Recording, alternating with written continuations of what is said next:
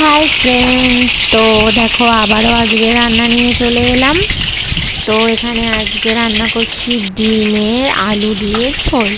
এখানে ডিমগুলো তো ভাজা বসিয়ে দিয়েছি, দেখলে এদিকে আলুগুলো কাটা আছে, মশলা করে রেখেছি। তো আজকে মেয়েকে তো স্কুলে দিতে যায়নি, তো আজকে ছুটি ছিল, দিতে যায়নি। মেয়েটার শরীরটাও খারাপ ছিল, তাই দিতে যায়নি।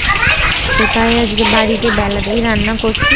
মেয়েকে স্কুলে দিতে গেলে তো জানোই সকালে আমার রান্না হয়ে যায়, কিন্তু আমি কদিন দেখাতে পারিনি কি রান্না করেছি, তো আজকে তাই দেখাচ্ছি।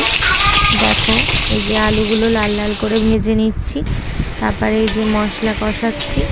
আলুগুলো তুলে নেওয়ার পর মশলাটা ভালো করে কষিয়ে নিচ্ছি, একদম সুন্দর করে, যতক্ষণ না তেল ছাড়বে। তারপরে মশলায় ডিম আলু দিয়ে ভালো করে ডিম আলুগুলোকে একদম কষিয়ে নিয়ে এই যে জল দিয়ে দিলাম, দিয়ে এই যে ফুটছে। তো এরকম ডিম আলু দিয়ে ঝোল খেতে তোমরা কারা কারা ভালোবাসো কমেন্টে বলো। তো এবার আমার ডিমের ঝোল পুরো রেডি। এই দেখো লাস্টের লুকটা ঠিক এরকম। তো ভালো লাগলে তোমরা লাইক করো, শেয়ার করো, প্লিজ আমার চ্যানেলটাকে সাবস্ক্রাইব করো বন্ধুরা।